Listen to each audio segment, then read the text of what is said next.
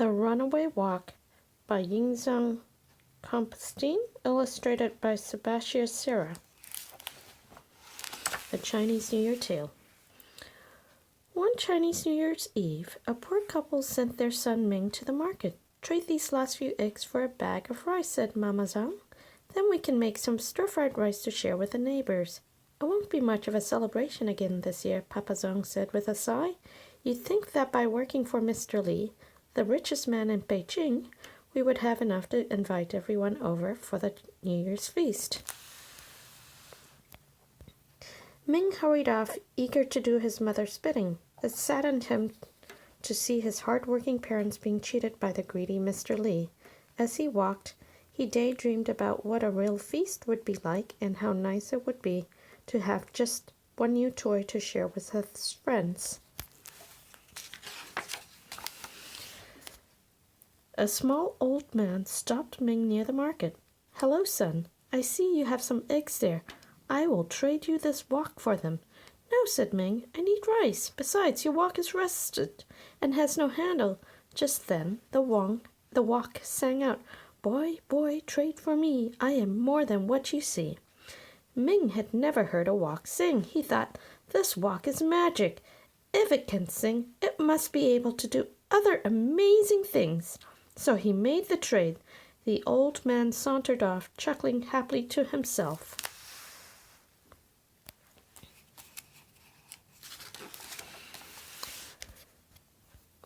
Ming's mother wasn't happy. "Why did you trade for this battered old wok? What are we going to cook it in?" Before Ming could answer, the wok sang out, "Mother, make me shine so bright, and you shall have food to share tonight." "See, Mama," said Ming. "It's a special wok." "Let's do what it says," said Papa Zhang. "We're all hungry." So Mama Zhang washed and polished the wok until it sparkled. Then she set it on the table. To their surprise, it rolled off the table and out the door. "Where are you going?" cried Mama Zhang. "Skippity-hoppity-ho! To the rich man's wife I go," sang the wok, and it briskly hopped down the road.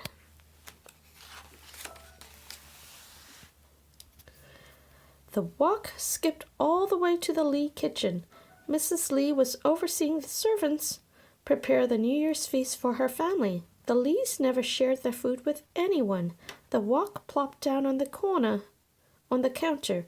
"Where did this come from?" asked Mrs. Li. No one knew. "Well, put it to good use," she ordered. "It will make a nice serving bowl." So the servants put the wok festivus, stir-fried rice, pork dumplings, kung pao chicken, steamed buns, and walnut shrimp. There was still room for more. They added long live noodles, ginger fish, and rice cakes. Yet still there was room for more. "Keep filling it," commanded Mrs. Li. "I must go change for the party." No sooner had the servant set the last bit of food in the wok than it jumped out the window. "Skippity-hoppity-ho! To the poor man's house I go," sang the wok as it trotted down the road, brimming with delicious food.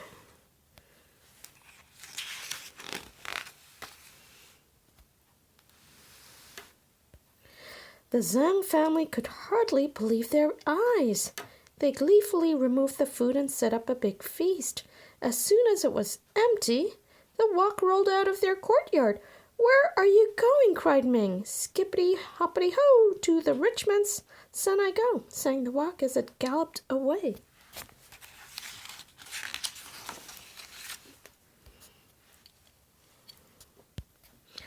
The wok caught up with the rich man's son Lan at the market, who thought he had many toys. He never shared them with other children.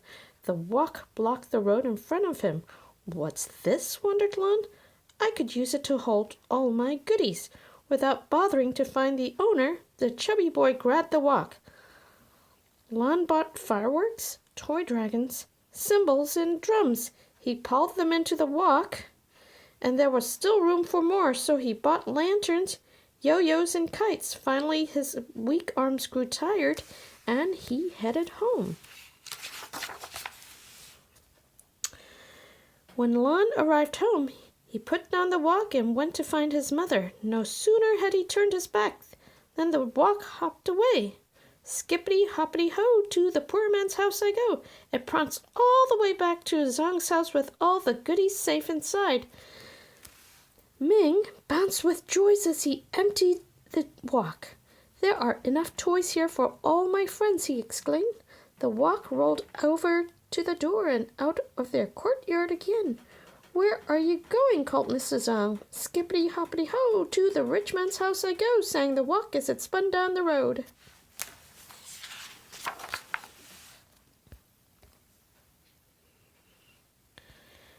The wok arrived at Mr. Li's shop just as he was counting the money he had cheated out of the poor people of Beijing. It leapt through the window and landed in the counter in front of him. Well, here's a nice pot to hold my money. Mr. Li put a handful of gold coins into the wok, and there was still room for more. He dragged out a bag from under his counter and dumped all those coins into it. No sooner had Mr. Li emptied the last of his coins into the wok than it jumped out the window. Skippity-hoppity-ho, to the poor man's house I go. It scooted down the road all the way back to Zhang's house with the money safe inside. Ming's parents danced with delight. They invited all the poor people in Beijing to their New Year's feast. Mother Zhang served the food, Father Zhang divided the coins amongst the family, and Ming handed toys to all the children. In the middle of the party, without anyone noticing, the wok slid out the door. Skippity-hoppity-ho, to the rich man's house I go.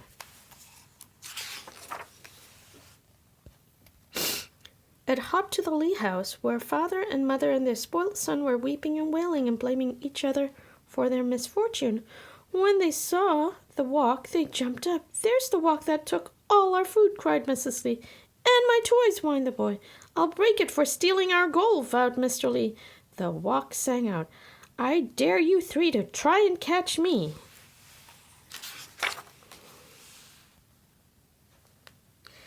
The Li family chased after the wok. Ju-Lien couldn't make it very far without losing his breath, and Mrs. Li had trouble running in her fancy shoes.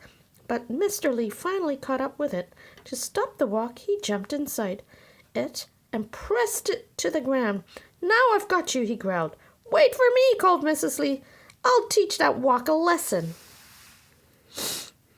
Mrs. Li tried to get up, but he found he was stuck tight. When Mrs. Li grabbed his legs to pull him out, she fell into the wok too.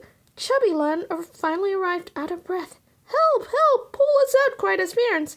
Lien grabbed their legs, but lost his balance and fell inside with them. Skippity-hoppity-ho, too far away I'll go, sang the wok as it tumbled down the road with the Li family inside, legs waving in the air. Dragon dancers' drum boomed, cymbals crashed, and firecrackers banged, drowning out the Li family's cries. No one noticed as the wok sped off to the distant hills. The Li family was never seen again in Beijing.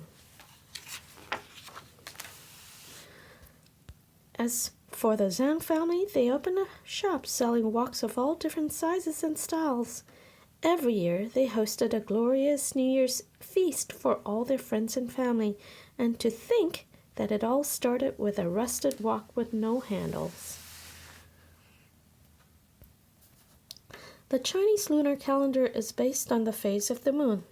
The Chinese New Year, also known as Spring Festival, begins on the first moon of the year and ends on the first full moon, marking a 15-day celebration that usually starts between mid-January and early February.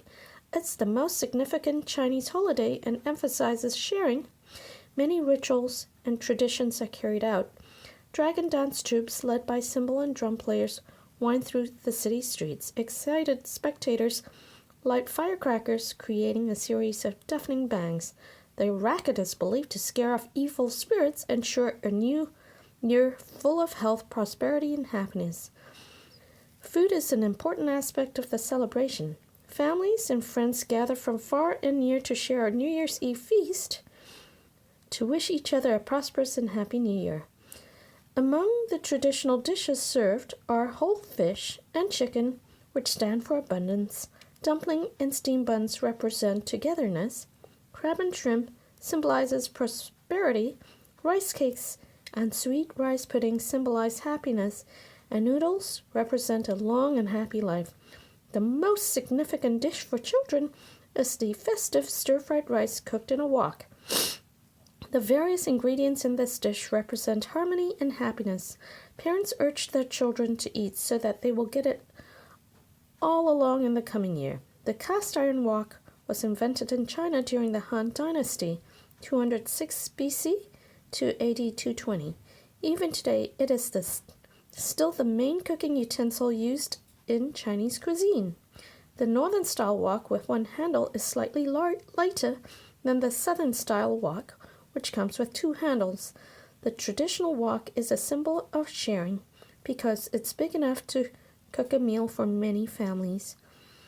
After reading the traditional Danish folktale, The Talking Pot, I decided to write about the Chinese wok, a symbol of sharing. Thank you. I hope you enjoyed the story today.